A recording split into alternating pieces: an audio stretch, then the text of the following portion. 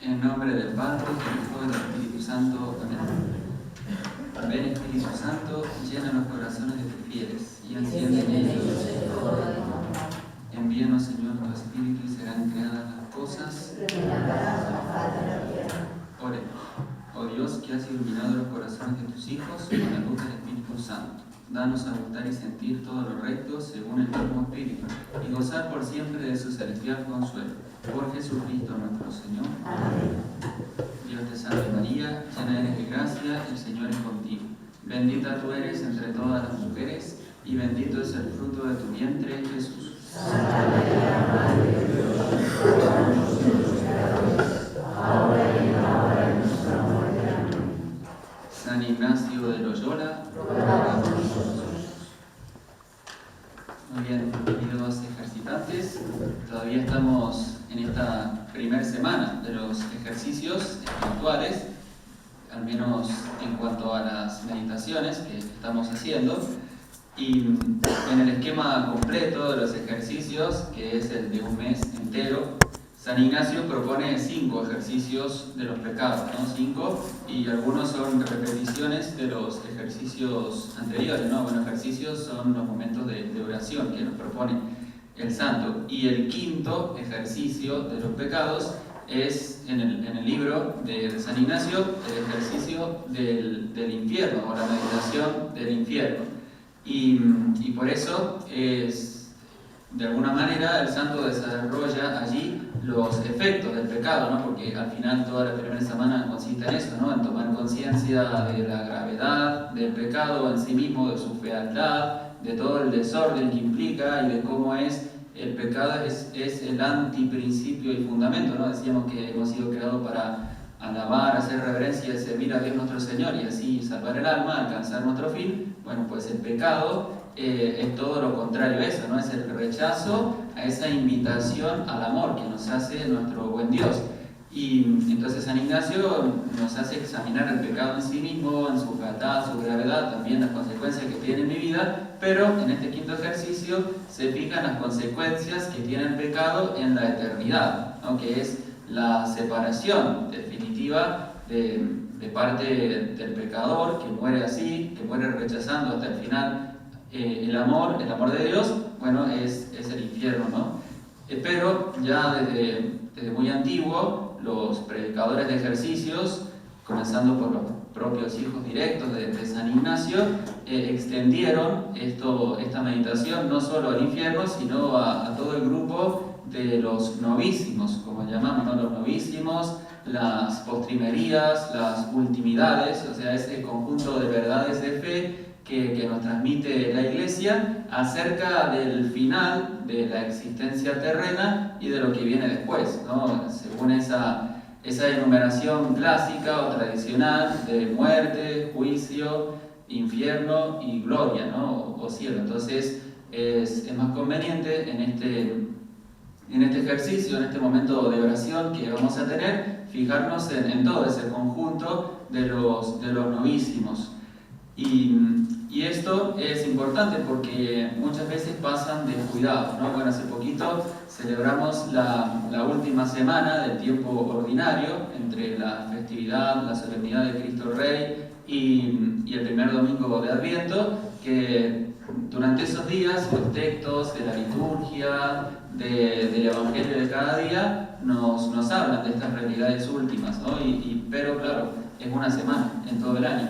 Y fácilmente nos la podemos perder, o incluso el mismo Adviento también tiene esa orientación hacia la eternidad, hacia lo definitivo, pero claro, nos tira más y tiene mucho sentido, ¿no? El tema de la preparación a la Navidad o todo lo que ello implica. Y a veces el Adviento queda muy empobrecido, pasa muy desapercibido, ¿no? Porque ya si uno va por las calles y las plazas ya parece que ya estamos en Navidad, ¿no? Con tantas luces y todo, ¿no? Y los belenes y tal. Y puede ser que perdamos el sentido preparatorio que tiene el Adviento. Y además que el Adviento, en el cual nos encontramos, no solo tiene ese sentido de preparación a la celebración digna, atenta, devota, fervorosa de la primera venida del Señor, sino que tiene esa proyección hacia la segunda venida, ¿no? Hacia el retorno glorioso de nuestro Señor, donde también vendrá a juzgar a vivos y muertos, como decimos en el credo. De tal manera que parece muy útil, conveniente, recordar estas verdades de fe, que son los novísimos, y recordarlas como un camino para entrar en oración, ¿no? Como decíamos al hablar de la oración, como también podemos orar con las verdades de fe, ir meditándolas así de a poquito y viendo las consecuencias que tienen en nuestra vida. Y los novísimos no son algo lejano o irreal, ¿no? Son algo muy cercano. De alguna manera nos rodean, ¿no? Es verdad que son realidades invisibles, pero el mundo invisible rodea al visible, como que lo contiene. La apariencia de este mundo pasa, nos dice el apóstol, ¿no? Y cuando se descorra el velo de la materia, veremos las cosas tal como son, ¿no? Tal como son. Ahora nuestra percepción está limitada a lo que podemos captar con nuestros sentidos y lo que podemos experimentar aquí, pero eso no es toda la realidad, o sea, nuestra capacidad de percibir y de comprender no agota lo real, ¿no? Lo que existe mucho más grande.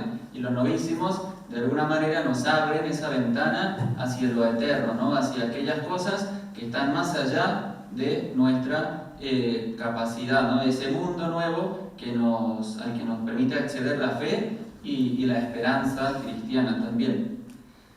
Y esto era una convicción en los santos, ¿no? Cómo todo lo de este mundo pasa. Y esta vida no es la vida, decían, ¿no? Morir es despertar, ¿no? Sí, sobre todo en los clásicos del teatro, ¿no? Del barroco español, como Pedro Calderón de la Barca y demás. Él tiene varios autosacramentales, sobre todo en los cuales un poco la idea es esa, ¿no? Como la vida es sueño, dice, la vida es sueño, en el sentido de que es eso, un sueño es como una muestra de la realidad, ¿no? Pero no lo es definitivamente, es como un poquito, claro, si uno vive soñando, de alguna manera se despierta al morir, en la lógica, ¿no? del autor.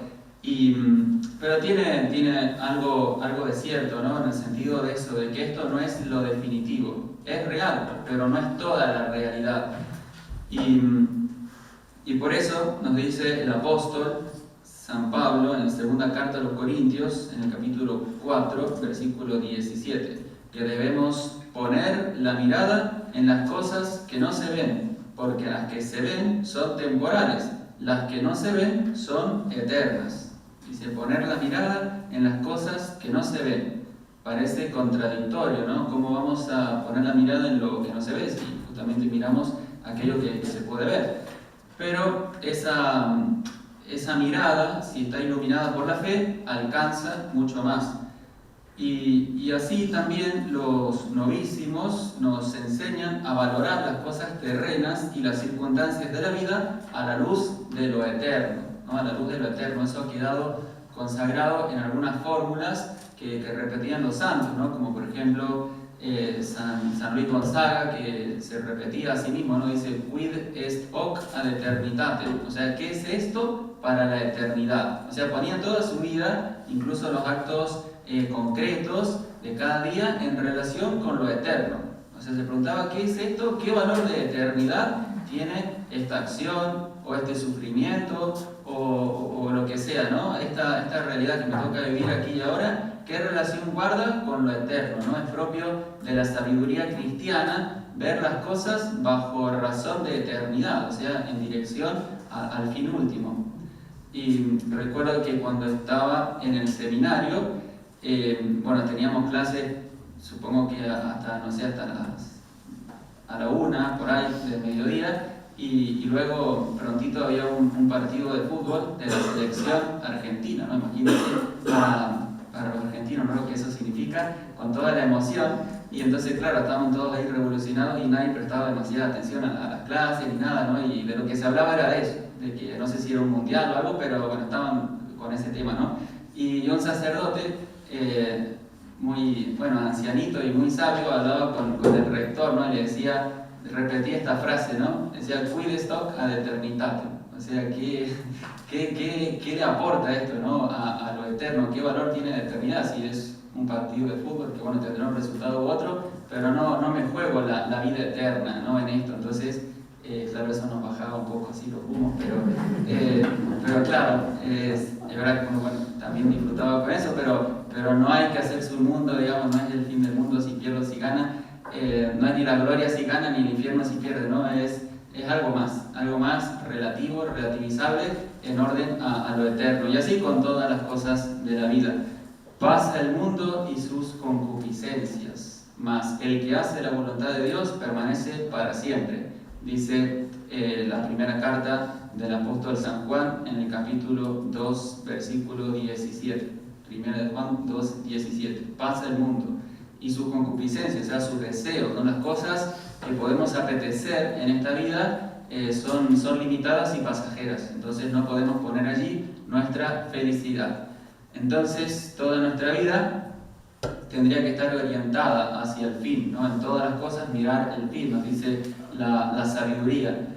Y esa orientación de nuestra vida tiene que ser teologal, o sea, nuestra vida se define en el encuentro o en la pérdida eterna de Dios. El encuentro o la pérdida eterna de Dios, ¿no? Ahí se juega nuestra suerte definitiva. Por eso nos tenemos que tomar en serio la vida porque nos jugamos la realización de lo que somos, ¿no? De lo que somos y de lo que debemos ser ante Dios y en el plan de Dios. Pero también esta consideración, digamos, del fin nos da una orientación cristológica, o sea, en relación con Jesucristo, ¿no? Con el corazón de Jesús que estamos celebrando, porque la muerte no es otra cosa sino Jesús, el Señor de los vivos, que viene a buscarme. O sea, Jesús que sale a mi encuentro, ¿no? y me viene a buscar, ¿no? Eso es la muerte, de alguna manera el esposo que vuelve, ¿no? Que llega a la boda, que puede ser en la primera o en la segunda o en la tercera vigilia, ¿no? No sabemos cuándo, ni cómo, ni dónde, pero viene el Señor a buscarme.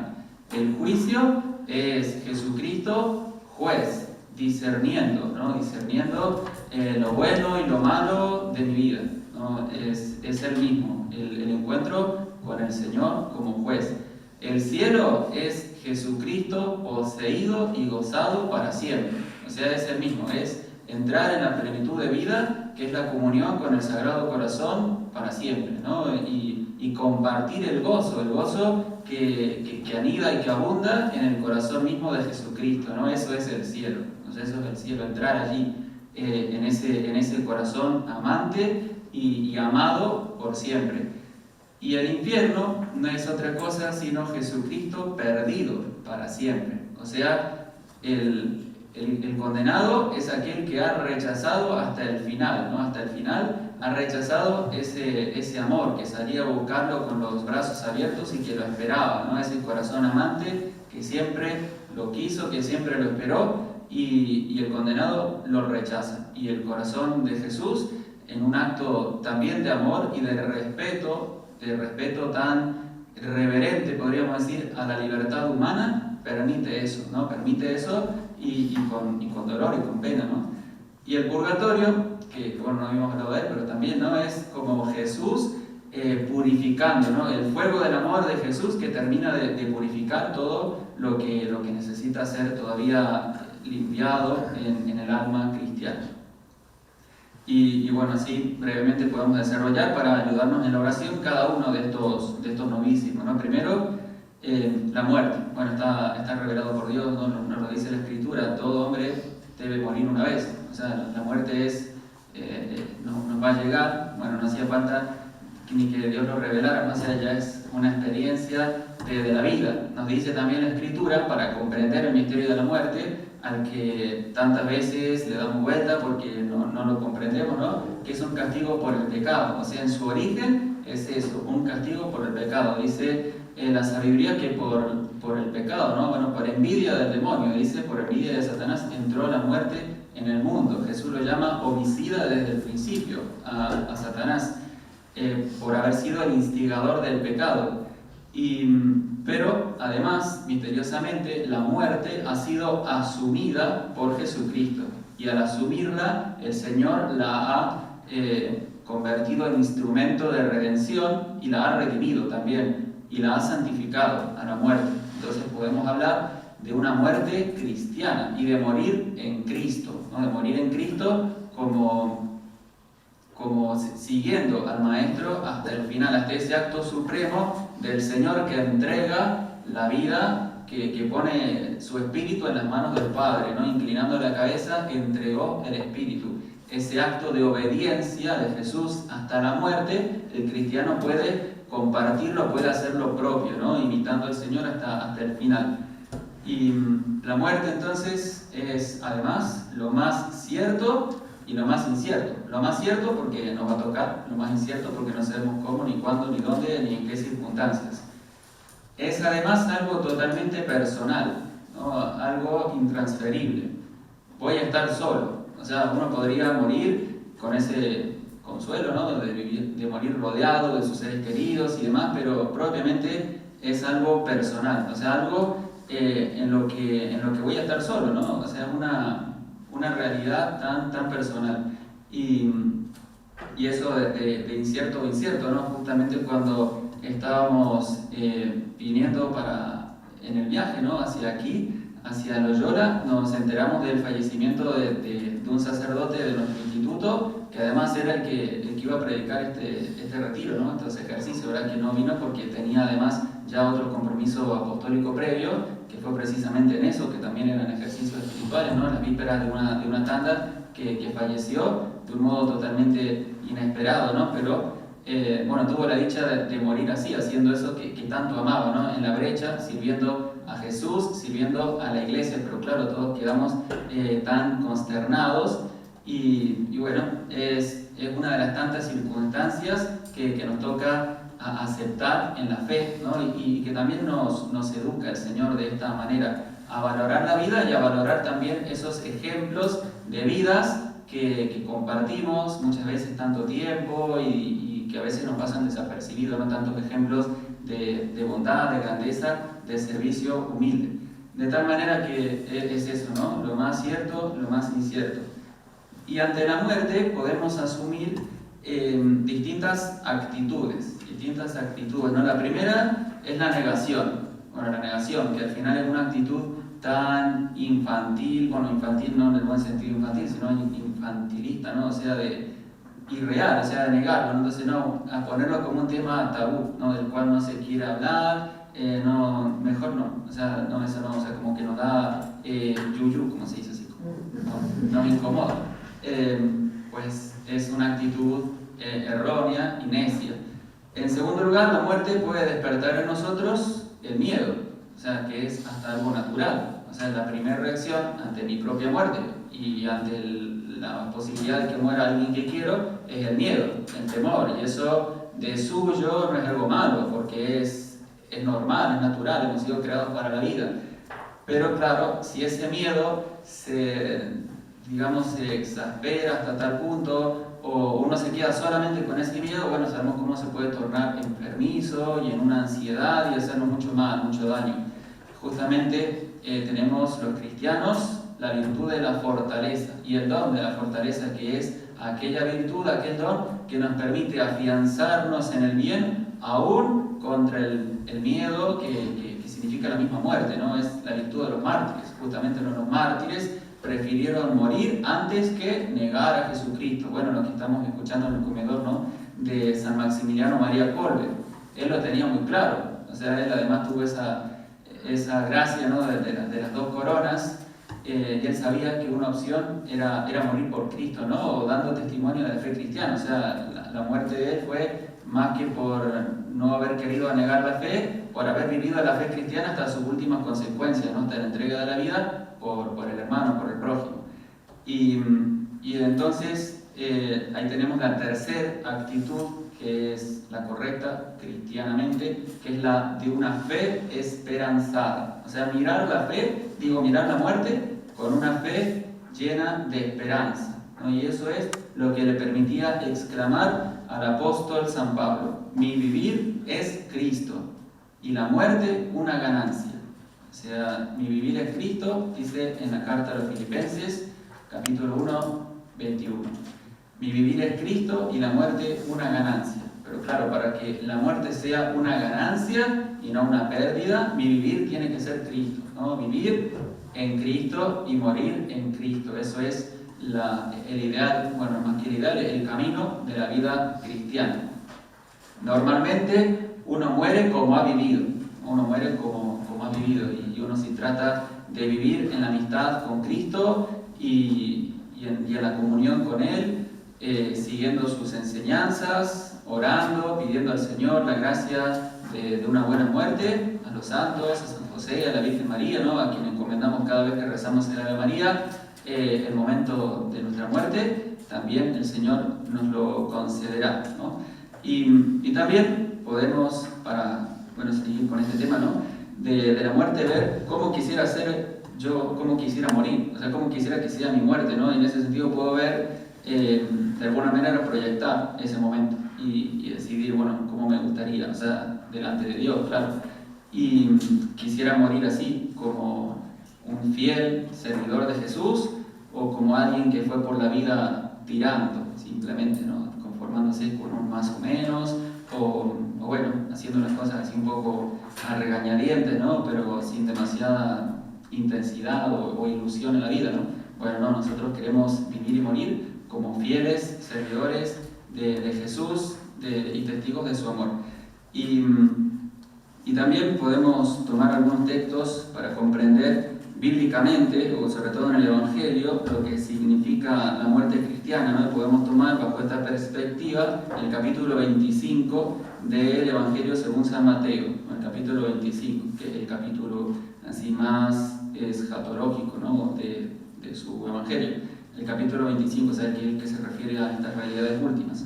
Y así podemos ver la muerte en ese capítulo como el encuentro con el esposo, con aquel que nos ama, en la parábola de las 10 vírgenes, el encuentro con el Señor, que viene a pedirme cuenta de todas las gracias, dones, talentos que me dio, en la parábola de los talentos, y también el encuentro con el Rey justo y misericordioso, ¿no? Que viene a premiar a sus seguidores, a sus servidores fieles, y en la parábola del juicio final.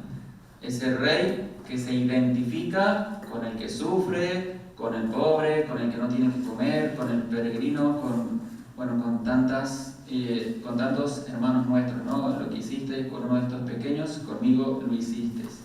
También, que ya no da tiempo, pero lo pueden ustedes luego leer y rezar. Hay una carta que escribió el Papa Benedicto XVI, emérito. Tuvo bastante, ¿no? publicidad y tal vez la conocieron, ¿no? Del 6 de febrero del 2022. Allí en esa carta, si bien el Papa pobre tenía que salir hasta el último momento, a defender, a defender a la Iglesia al final, ¿no? El honor de la Iglesia, habiendo sido él mismo, ¿no? injustamente calumniado y demás, hasta el último momento, ¿no? Por aquellos que lo odiaban, le querían hacer mal y al final querían perjudicar a la Iglesia. Y él en esa carta, que la escribe casi 10 meses, un poco menos de 10 meses antes de morir, él dice en un parrafito ahí que él dentro de poco va a rendir cuentas al juez eterno, y dice que él sabe que el que lo va a juzgar es el mismo que dio la vida por él. O sea, que no lo va a juzgar un extraño, no lo va a juzgar alguien a quien que no conoce o que le tiene ojeriza o que le tiene, recelo, ¿no? Sino el que lo va a juzgar es aquel que lo ama y que dio la vida por él, ¿no? Así también dice que dice que va a pasar, ¿no? las puertas de la muerte con esa confianza.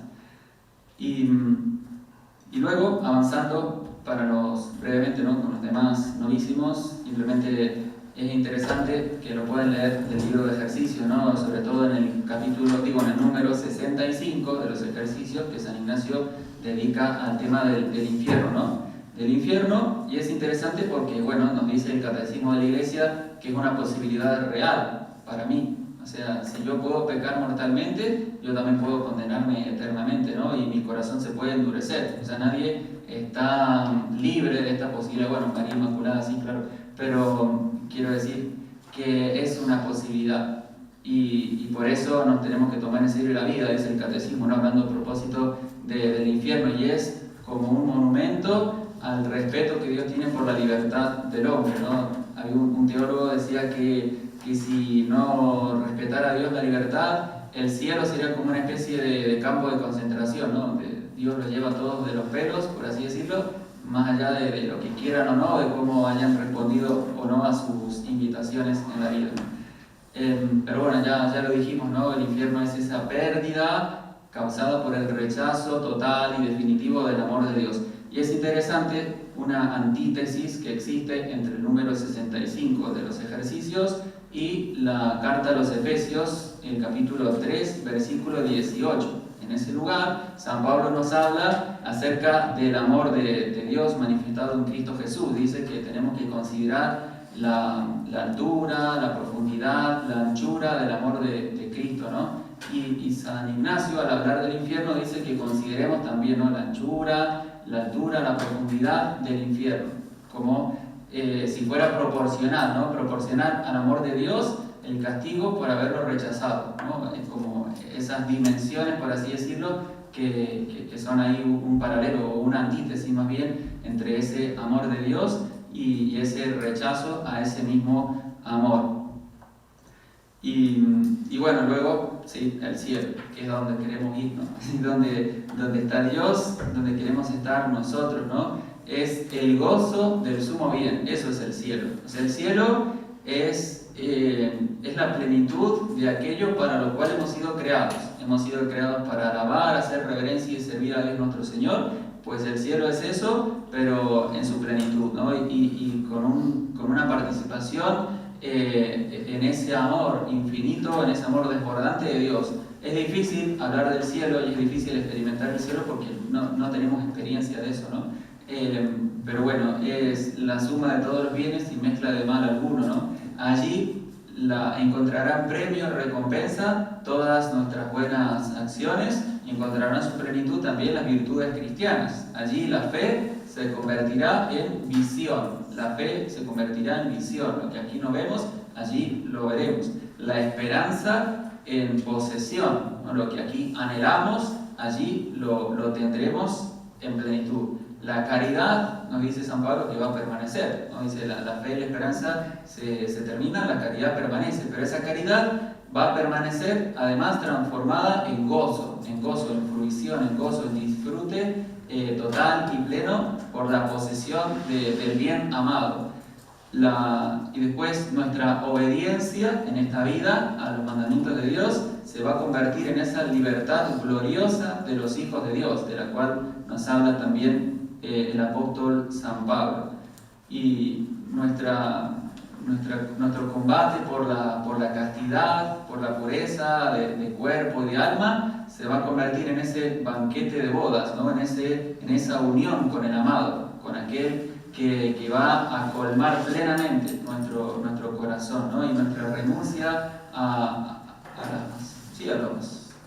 la posesión, ¿no?, desmesurada de bienes, nuestra renuncia a la avaricia, al deseo de poseer y de acrecentar, ¿no?, fortunas aquí en la tierra, que son pasajeras, se va a convertir en esa medida colmada y rebosante de la cual nos habla el Evangelio, ¿no?, de ese tesoro en el reino de los cielos, ¿no?, que es en definitiva lo único que puede saciar el corazón humano. Allí alabaremos, dice San Agustín, ¿no?, tratando como de expresar de alguna manera sintética lo que vamos a hacer allí en el cielo, ¿no? Es decir, allí alabaremos, allí veremos, allí alabaremos. Entonces, pidámosle al Señor que la consideración de estas verdades últimas nos ayude a reformar nuestra vida, como nos indica el gran San Ignacio, y a vivir así, como los santos, como los sabios, con esa sencillez de corazón que nos permite orientar nuestra vida a la eternidad. Gloria al Padre, gloria al Hijo, gloria al Espíritu Santo, como era en el principio, ahora y siempre, por los siglos de los siglos.